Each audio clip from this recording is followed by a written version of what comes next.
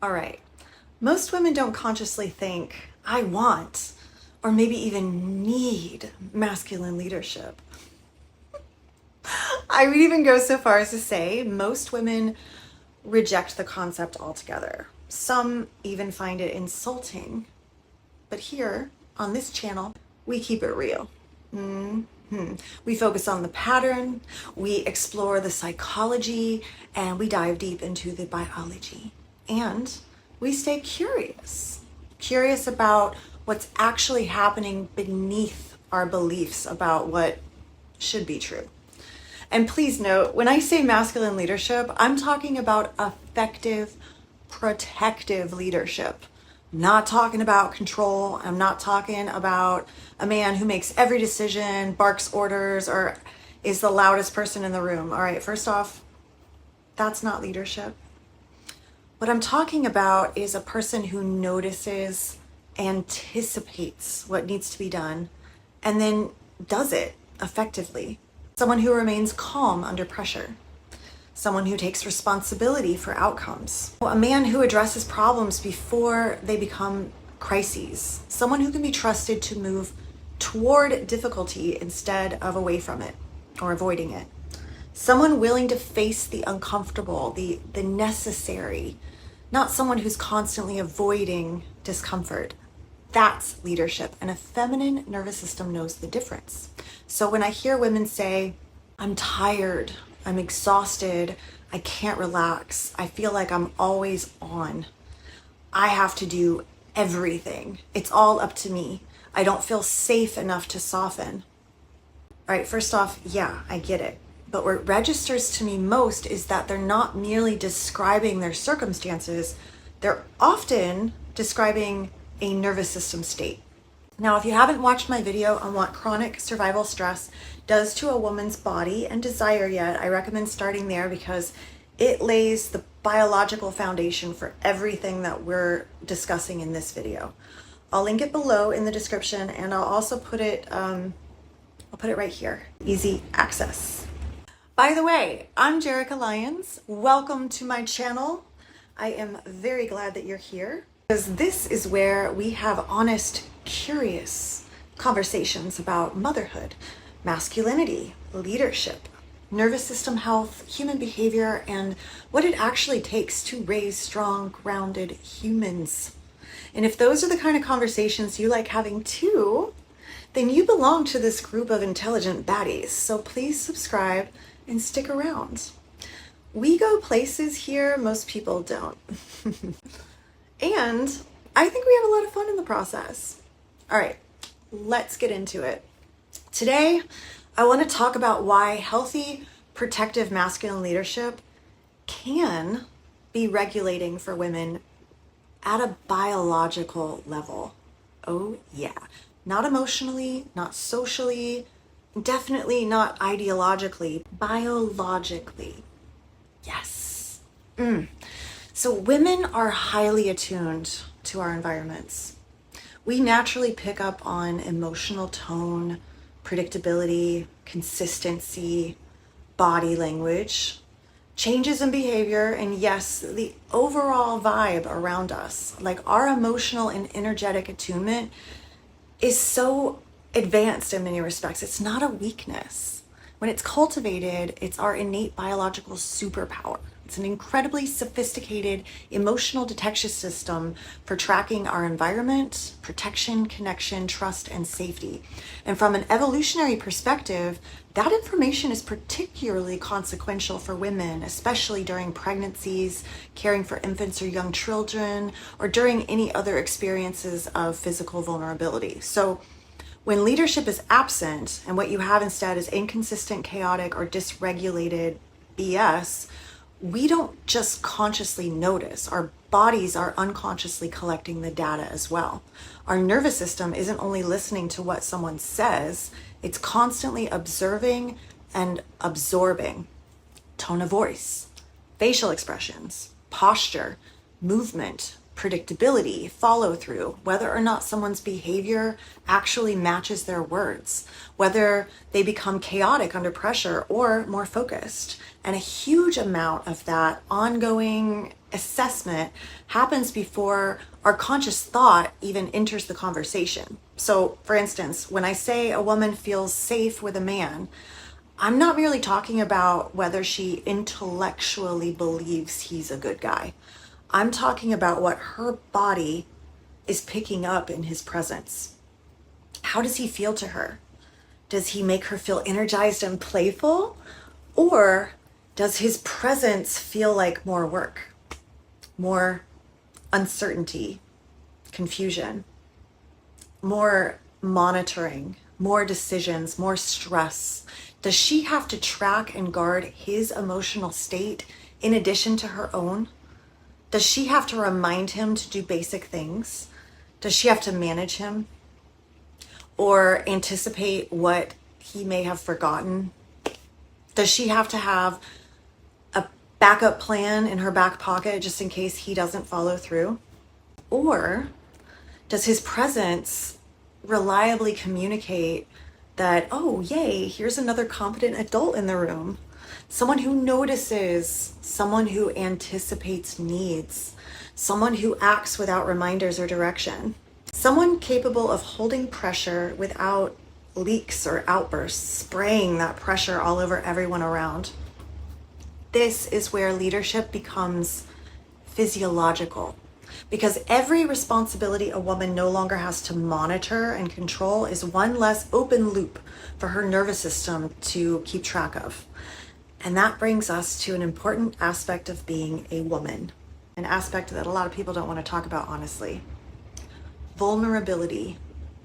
Because once we start discussing women's need for safety, predictability, protection, or even leadership, there's always someone inevitably assuming that we are saying that women need protection because we're weak. No, we're not. Vulnerability is not a weakness. Don't get it twisted. Women carry biological realities that men simply do not experience. Just having female anatomy and feminine energy in an unsafe environment is vulnerable. Hands down, no doubt. Pregnancy is vulnerable. Childbirth is vulnerable. Even breastfeeding is vulnerable. Menstruation creates periods of physical vulnerability. Did you see what I did there? And speaking from personal experience, motherhood, single motherhood especially, the care and responsibility for infants and small children is incredibly vulnerable. Being pregnant with my youngest while having a toddler to chase was hands down the most physically vulnerable I had ever felt in my entire life. Any former zombie slaying fantasy I had, and believe me, I have a few, suddenly became an actual nightmare. Pregnant, exhausted, and stressed, I was no longer this feisty, badass ninja who could kick ass. I had basically become bait, zombie food, a pure, unquestionable liability. I couldn't run. I couldn't fight the way I normally could.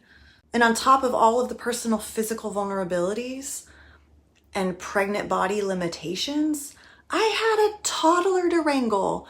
And toddlers do not play it cool. Zero stealth mode. It's even terrifying, really, if you think about taking care of a toddler, because it's like many of them have like a death wish or something. And half the time, I could not even bend over to tie my own damn shoes. So talk about a wake-up call, all right? And this was especially humbling for me because I had spent most of my life before that being hyper independent. And I mean it. I mean hyper independent. I was a street kid. I was a squatter punk. I escaped the city in my early 20s to live off the grid in the middle of a national forest. I learned traditional bow hunting. And this was after years of legit like hitchhiking and hopping freight trains throughout my teens, like handling hard stuff, doing really hard, dangerous things, straight up survival. I had built an entire identity around being capable and strong and independent woman. And suddenly my body was showing me that there are seasons in life where physical capability cannot protect us from vulnerability. And that humbled me. So I take these vulnerabilities seriously now because I know firsthand how much they mattered. And I wasn't taught to honor my innate feminine vulnerabilities. I was sadly taught to deny they even existed. And I bought into it. And not having healthy masculine leadership and containment during the periods when I was most vulnerable, it made my life dramatically harder than it ever needed to be. Oof, that's an understatement. And that's a big reason why I focus so much on this now, doing whatever I can to prevent future generations from unnecessary struggle. But back to biology. For most of human history, female vulnerability required protection. Not because we women are incapable or inferior, right? But because physical vulnerability is part of our natural innate design. I could argue now that our vulnerability is one of our greatest strengths. You know, it's part of what allows us to bond deeply, to nurture, to create life, to connect genuinely, right? And to notice the subtle shifts in people and environment, to be the oracles. So our innate vulnerabilities are not the problem. The problem is living in a culture that teaches us that vulnerability is something shameful rather than something worthy of protection. And when that vulnerability is honored instead of exploited or ignored, when a woman genuinely experiences safety, something shifts. Actually, everything changes. Our nervous system doesn't have to organize itself around the same level of protection. There's another fascinating piece of biology here that we're going to explore more later in the series. And it's about male bonding, because male bonding has its own unique biology too. So we often hear about oxytocin, particularly when we're talking about women, motherhood, bonding, attachment, pleasure, etc. But another neurochemical to remember is vasopressin. Vasopressin has been implicated in male social bonding, pair bonding, paternal behavior, and aspects of protective and territorial behavior across animal research, with a more growing body of research in humans that I find fascinating, because it gives us another idea to explore. What happens in men when the people they love genuinely need something from them? What happens when a man's strength, competence, protection, and provision have inspiration to step up? Oh my God, this big, beautiful hawk just landed right outside my window. Anyway, we're not going to get into that now because I believe it deserves its own conversation, but I want to plant the seed for future conversations regarding female vulnerability and masculine strength are not designed to be enemies, right? In a healthy dynamic, they actually create a very strong interdependence. They inspire and call something beautiful out in each other. And so we'll get into that in the future. But there's a framework commonly used to understand nervous system regulation in states called polyvagal theory. And within that framework, there's a state commonly described as ventral vagal. So think safety, connection, curiosity, playfulness, the ability to receive, restoration, rest. This is the territory where genuine openness becomes possible. Yeah, you can perform softness if you're dysregulated. You can comply when you're afraid. You can smile when your entire body is bracing or terrified, right? You can say you're fine while your nervous system is screaming, but it's not real and it's not genuine. And it's very different from your body genuinely experiencing safety, feeling inspired to relax, to let go, to feel light and playful. Genuine surrender cannot be demanded or forced. It emerges naturally when our nervous system no longer has to defend itself or guard itself. And from my perspective, this is where healthy masculine leadership becomes compelling. Because grounded, predictable leadership, consistent, can create so many real external cues for safety, not performative masculinity, not control or aggression, but solid, grounded leadership that communicates, I'm here, I'm paying attention, I see what's happening, you don't have to handle this alone. I can handle whatever comes next, I can deal with it, I got you. And when children are involved, I've got us. It doesn't mean the man makes every decision. It means that when a decision actually needs to be made, he's not going to shrink into indecision, avoid the responsibility and leave her carrying everything. When something goes wrong, he doesn't become another problem she has to manage. Or when things get intense or pressure rises, he's not over there leaking panic or anxiety everywhere. He's solid, gathering information, focused, listening. He's making decisions that are his to make. He's taking action. And if he's wrong or he makes a mistake, he owns it. He adjusts, he learns, he's accountable, and he keeps moving forward. And that's what I mean by holding direction. This level of steadiness communicates something incredibly important to a woman's nervous system. She's hearing or feeling, oh, I don't have to stay on high alert anymore. I can trust him. I don't have to handle everything. I don't have to manage or anticipate everything. I don't have to be in control. I'm worthy of being protected and cared for. Yes. In other words, her nervous system is hearing, I am safe. And there is nothing more important to a feminine nervous system than to feel both worthy and safe.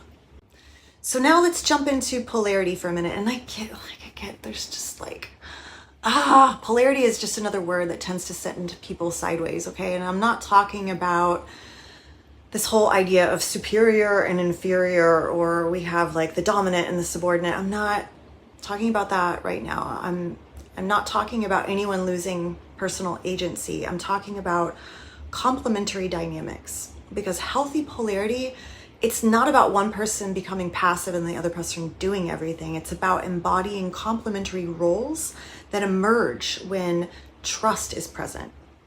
So in the dynamic we're discussing, masculine leadership communicates, I've got this, I've got direction, I can handle the responsibility, I'm paying attention, you don't have to manage me, you can focus on your other responsibilities. And the feminine nervous system gets to respond like, oh yay, I don't have to control everything, I can actually soften and receive.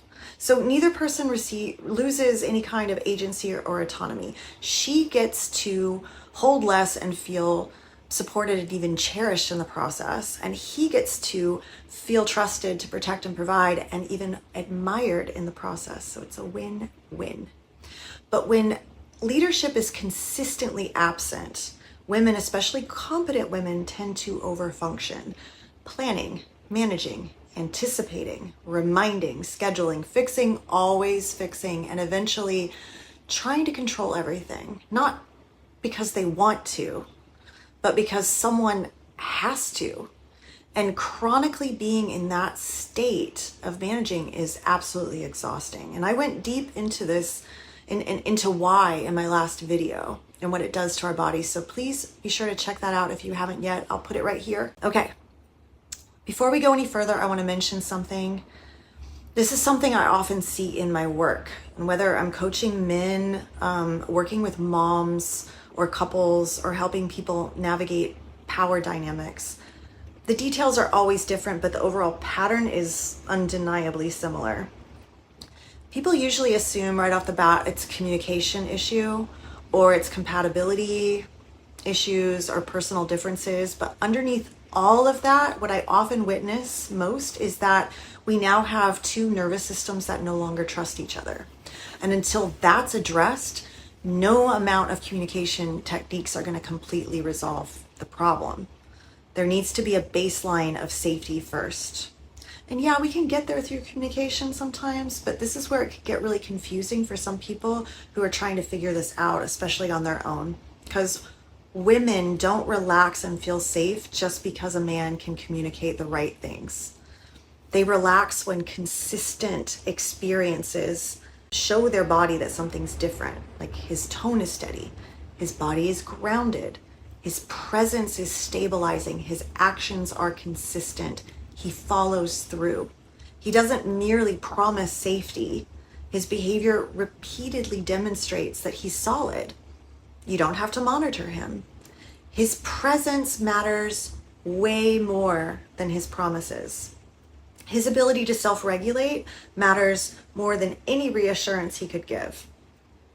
His ability to follow through matters way more than any explanation. And unfortunately, this is where a lot of relationships break down. When his leadership presence or self-regulation becomes inconsistent, that inconsistency can actually be more dysregulating to a woman especially than most people realize, because it creates a hypervigilance, a guarding, a fight or flight. Without clarity, chaos takes over. Because once we pick up on a pattern, we inevitably adapt to that pattern until it becomes our reality. So if he's sometimes reliable and capable and sometimes disappears or flakes, sometimes he's calm and cool and sometimes he explodes, then your nervous system has a totally different job. You have to monitor him and you have to be prepared to be let down. And then internally you're asking questions like, is he going to remember? Am I going to be able to trust him today?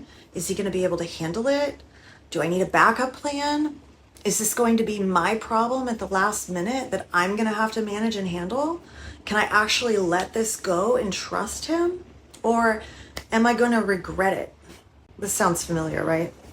This level of uncertainty, it creates a heavy cognitive and emotional load, especially for the female nervous system. Eventually, she might decide, often without consciously deciding at all, oh, it's safer and therefore easier if I just handle this all myself. That's where overfunctioning becomes our identity. When trying to control feels safer than being left in confusion or uncertainty, right? We stop asking for help because asking and being disappointed costs us more energy than just simply doing it ourselves. We become hyper independent. And eventually, people will look at us and be like, why can't you just relax? Honey, relaxation requires trust in what happens when we stop managing. I mean, think about it. If letting go repeatedly results in things falling apart and us having to quickly manage everything, then holding on isn't irrational. It's logical, it's adaptive. It's a reaction to what's missing. All right. And this won't always look like obvious anxiety or hypervigilance. Often it just looks like irritability, resentment, impatience, emotional numbing, micromanaging, decision fatigue, a loss of playfulness and feminine energy, difficulty receiving help, difficulty accessing softness, a loss of attraction, feeling more like someone's mother than their partner, or simply becoming so competent at carrying everything that no one realizes you're drowning, including yourself. Yes, another point I'm making from personal experience. A nervous system organized around responsibility doesn't always look panicked. Sometimes it looks incredibly high functioning, like everything's fine, I got it. And that's why we miss it. Because eventually this chronic high functioning pattern begins to compromise our functioning, usually starting with our patience, our sleep, our ability to be present, our sexuality and libido, our creativity, our warmth and capacity for connection. Because the body doesn't simply say, okay, I'm hypervigilant. No, it reallocates attention and energy around whatever it believes is required to keep things functioning. And if our nervous system has learned that everything depends on me, then rest itself can start feeling irresponsible. Receiving can feel uncomfortable, and letting someone else lead can be terrifying. And relinquishing control can actually feel less safe than exhaustion. So it's important to understand, because at this point, we're not just talking about a woman who needs to be in control, right? We're talking about a nervous system that's stuck in fight or flight, programmed to believe that control equals safety, because it kind of has. And you can't argue or shame someone out of that. Oh my God, no. And you can't just tell them, oh, just soften, just relax. Right? No. Their body needs repeated, consistent experiences to show them it's actually safe first, that it's safe and supportive to submit to someone else's leadership. that it gives her so much more energy to focus on what she wants to carry from a place of desire rather than obligation or survival. Yeah. So why does this all matter?